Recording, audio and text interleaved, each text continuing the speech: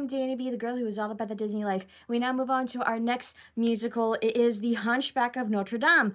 And this did not premiere on Broadway, but here's the facts all about The Hunchback of Notre Dame, the stage version. So number one, the history. We'll start off with the background. In 1996, Walt Disney Animation Studios created an animated film adaptation of Victor Hugo's novel of the same name. It received generally positive reviews and did reasonably well at the box office. Disney on Broadway, the stage play arm of the Disney Corporation, had staged successful versions of Beauty and the Beast in 1994 and The Lion King in 1997. Disney wanted to move The Lion King to Berlin, though. Number two, De Glockner van Notre Dame. That is the stage version that we got, well, the first one.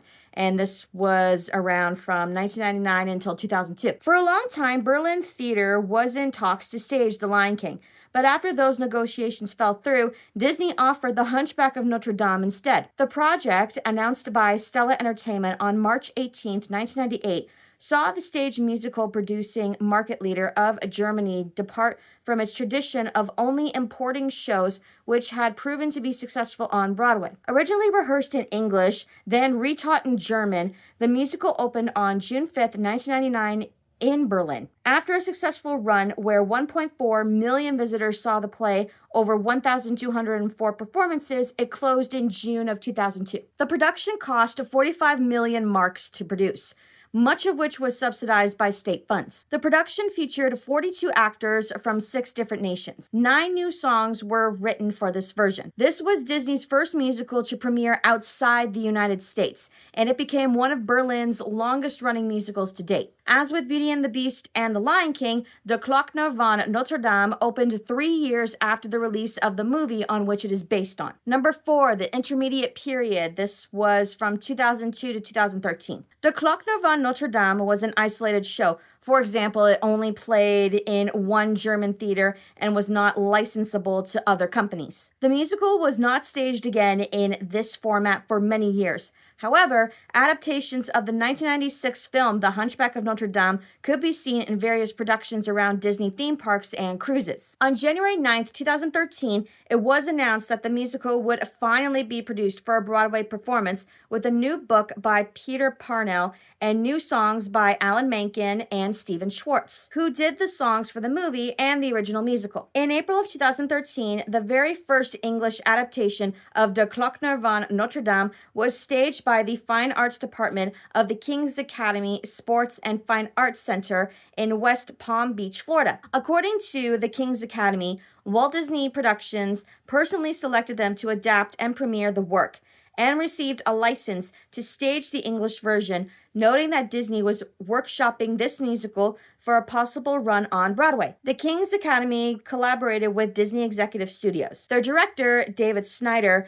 helped Disney cast talent for the new show. This version did not include all the songs from De Glockner van Notre Dame and excludes the deaths of Esmeralda and Frollo. While being an amateur production, it is notable as the first English staging of the musical rather than a translation of the film. At the D23 Expo, which took place from August 9th to 11th, 2013, Josh Strickland performed the first official English version of a new song written for the stage musical version, called Made of Stone. Number 4, The Hunchback of Notre Dame, the stage version from 2014 until the present. The Hunchback of Notre Dame had a workshop in February of 2014 and its North American premiere at La Jolla Playhouse on October 28, 2014 and ran through December 7, 2014, directed by Scott Schwartz. The production featured Sacra Pofana, a local 32 voice chorus, appearing on stage during the entire show.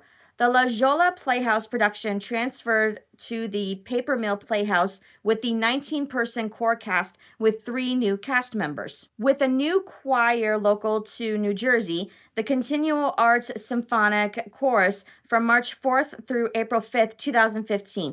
After which it was announced the show would not move to Broadway, but it was never officially planned to transfer. The structure of the show was finalized and turned into a licensable work. From 2016 to 2017, it saw the first wave of U.S. regional theaters to produce the musical.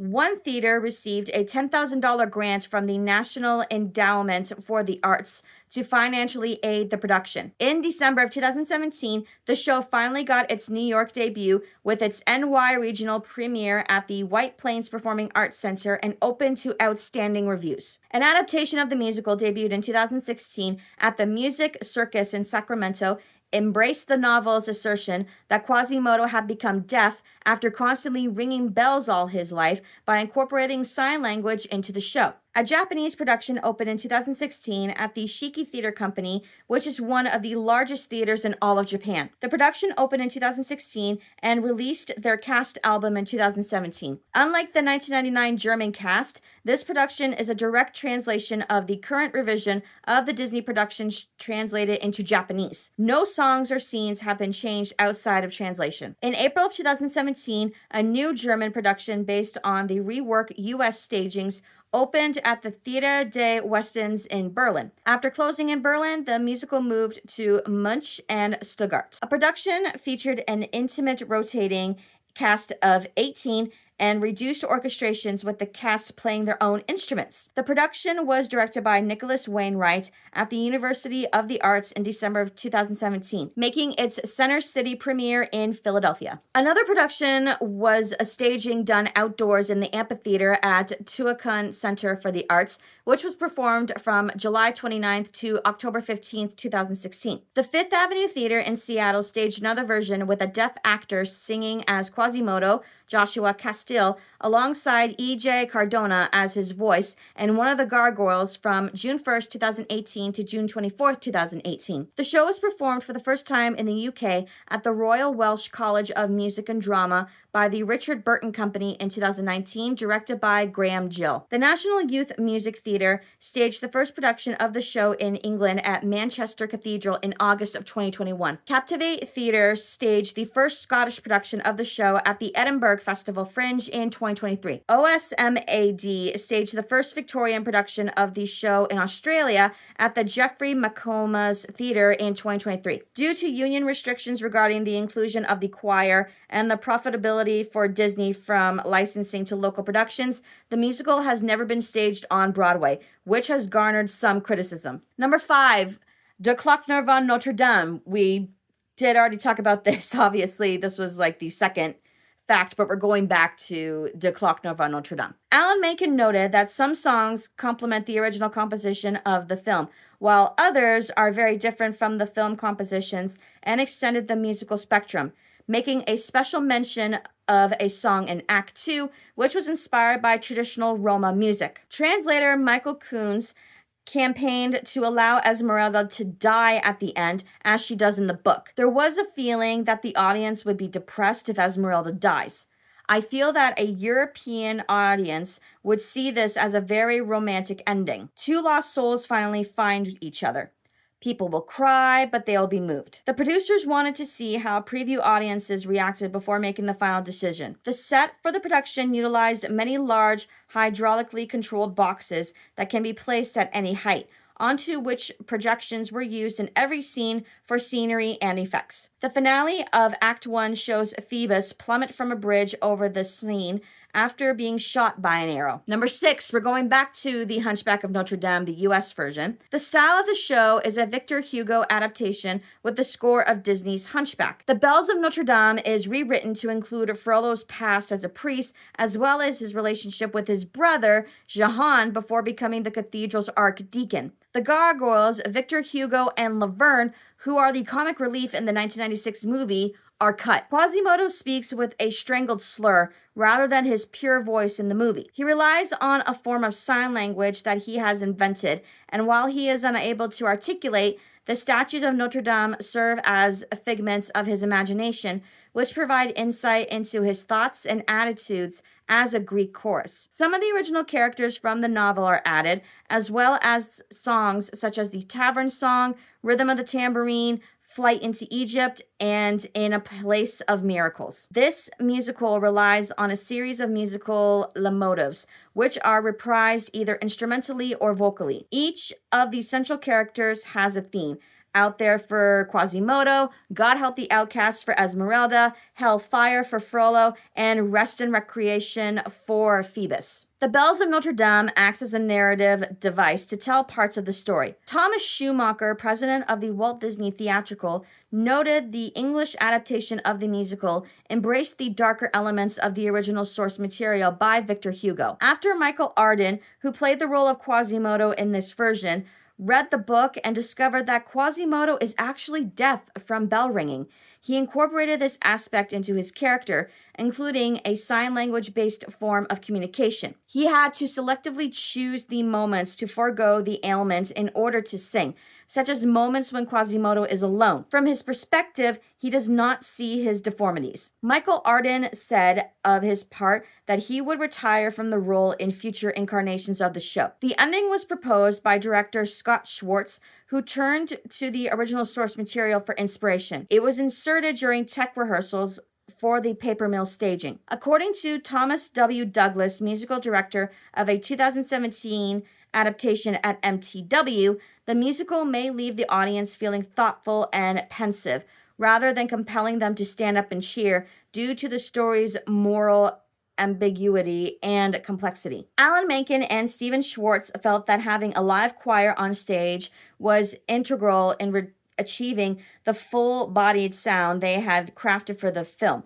In addition, James Lapine gave them his blessing in tinkering with his book for the new production. Number 7, The Hunchback of Notre Dame at the Shiki Theater. The first Japanese production worked so closely to replicate the set and choreography of the original American production.